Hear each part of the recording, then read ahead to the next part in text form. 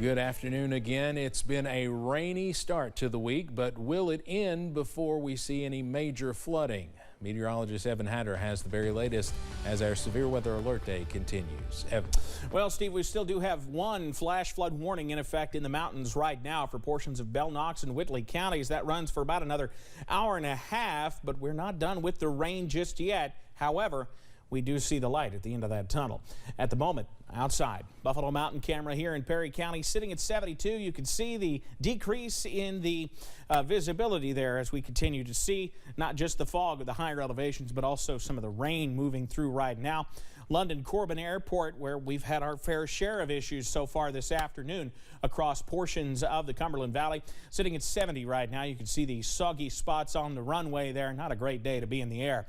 Pinpoint Doppler, the heaviest of the rain right now, pushing through portions of Wise County, about to bear down on the city of Norton. We'll continue to watch that, but still some pockets of moderate to heavy rain from Harlan over to Whitesburg, all the way up to Hazard, and even over toward places like Hindman. So not completely done with this yet. Southern parts of Floyd County getting in on the action as well. Backing out, you see the back edge not far away, making it just about to the I-75 corridor with just some scattered showers after that. Most of us remaining in the 70s. We don't fall a ton tonight, only into the upper 60s as those showers and storms slowly diminish. I'll have the very latest, though, on when we could see even more showers and storms, plus some toasty heat. That's on the way in just a few minutes. Steve? All right, Evan, thank you. An undercover drug investigation took a dangerous turn in southern Kentucky. It happened this morning as officers were trying to stop a driver with suspected drugs inside. WIMT's Phil Pendleton is in Laurel County with more on what happened and how it was brought under control.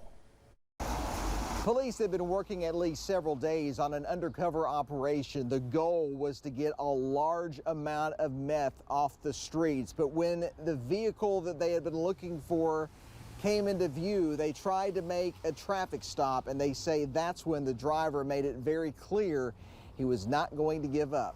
Police say they were expecting the people in this car to come to Laurel County with at least a pound of crystal meth. That car was spotted near exit 49 just off of Interstate 75. When they tried to get the car to stop, they say the driver rammed a cruiser, then another cruiser got into a collision. The driver held his gun on the two others in the car. It all happened as about a dozen people were inside the gas station and then had to be shuffled into a back room while the gunman was talked into surrendering. Using the tactics that we've learned through the negotiations and the schools that we attend, we deployed all those tactics. However, we did have our SRT, our SWAT team on standby in case things went a different direction. Thankfully, they didn't. There was nobody hurt. The officers in the cars that were in those cruisers when the suspect collided with them. Also, nobody was hurt in the car with the suspect, and no one in the store was hurt as well. In Laurel County, Phil Pendleton, WKYT. Police did take all three into custody. They have not released any names at this point. Steve Bannon's trial begins today. The longtime ally of former President Donald Trump is facing 2 criminal charges for his failure to comply with subpoenas from the January 6th committee. Prosecutors say Bannon has always been at the top of the committee's witness list, saying he appeared to have, quote, played a multifaceted role in the events of January 6th. The trial is intended to punish him for non-compliance with the subpoenas, not get him to share information. Bannon's argument for not testifying was based on protecting Trump, claiming executive privilege. However, prosecutors say Bannon wasn't a government official during the period the committee is probing. If he's found guilty, each charge he faces carries a mandatory minimum of 30 days in jail. Well, the January 6th committee is returning to prime time for its last planned public hearing. That hearing is set for this Thursday, July 21st at 8 p.m. Eastern. It will be the panel's second primetime session since the hearings began. The committee plans to focus on Donald Trump's conduct on the day of the January 6th insurrection. They will zero in on his response, or lack thereof, minute by minute as rioters breached the Capitol. The panel is also expected to lean heavily on videotape deposition from Pat Cipollone, Trump's former White House counsel.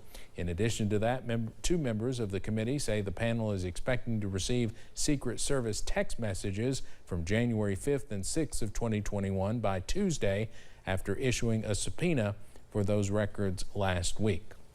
Dr. Anthony Fauci plans to retire by the end of President Biden's current term in office. The government's top infectious disease expert, who became a household name during the COVID pandemic, says he does not have an exact date in mind and he has not started the retirement process, but that he's long said he would leave before Biden's current term ends in January of 2025.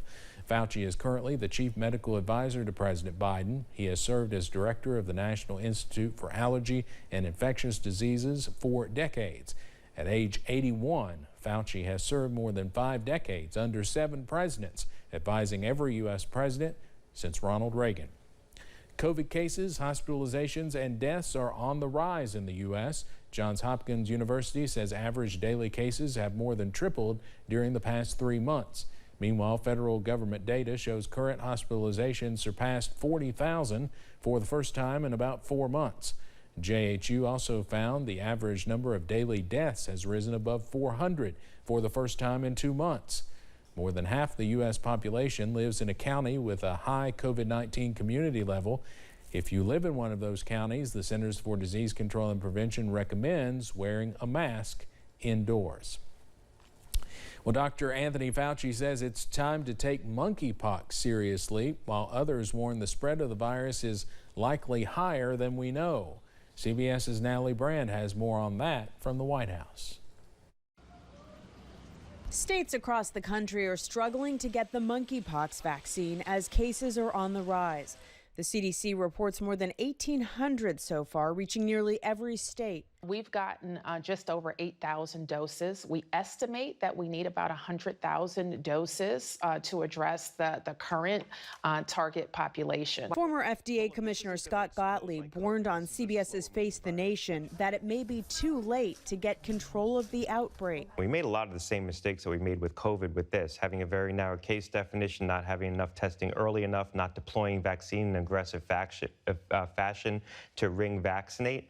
But now this is firmly embedded in the community. While there's been criticism of the federal response, local officials say they're using lessons learned from the coronavirus pandemic. We already have a very robust testing regime, and we've modeled it on what we were able to do with COVID, and we're going to continue to test. And I think because of that robust testing, we're going to see more cases. Monkeypox spreads mainly through skin-on-skin contact. Symptoms include fever, body aches, chills, and fatigue. Many who have been infected develop painful lesions on their body. There are no reported deaths in the U.S., but federal health officials say they believe the number of confirmed cases have likely been undercounted, with the actual scope and spread unknown at this point. Natalie Brand, CBS News, the White House. Most people who get the virus tend to heal within 2 to 4 weeks with no long-term effects. Every 2 seconds, someone in the U.S. needs blood or platelets, according to the American Red Cross, but every summer, blood donations decrease. Summer months are always a struggle for blood collection as travelers head out for vacations. Blood drives cannot be hosted at schools, and people just tend to make less time to donate. On average, the Red Cross needs to collect close to 13,000 blood donations every single day to support patients at 2,500 hospitals across the country. He says donations only take about an hour of your time. Anyone interested in donating blood can schedule an appointment at redcrossblood.org or on the American Red Cross Blood Donor app. You can also call 1-800-RED-CROSS. More baby formula is headed to the United States. The White House says more than 74,000 pounds of Nestle Alfamino formula will arrive between 2 flights from Switzerland to New York later this week. It will be the 17th mission of Operation Fly Formula. Officials say the formula will be given mostly to hospitals and home health care providers. Well, the closest homeless shelter for Hazard residents would be in Floyd or Breathitt counties. That's why nonprofit organization Freedom House is looking to open a shelter where the homeless population can get more help. Without a shelter, the population is faced all day with scorching heat around this time of year or bitter cold in the winter. Freedom House Executive Director Dale Hanlon says a new shelter will allow them to start building up their lives again. When they come into our shelter, we are going to ask them to actively be involved in their exit strategy. When they come in, they're going to know that it's for a limited amount of time. Hanlon says he hopes to soon have enough grant money to find a shelter that could house the homeless. Coming up on First at 4, students and authors are fighting back against book bans. Plus, showers and storms are part of the forecast as we head into the next couple of days. The very latest, you can see one moving into Wise right now. That's coming up.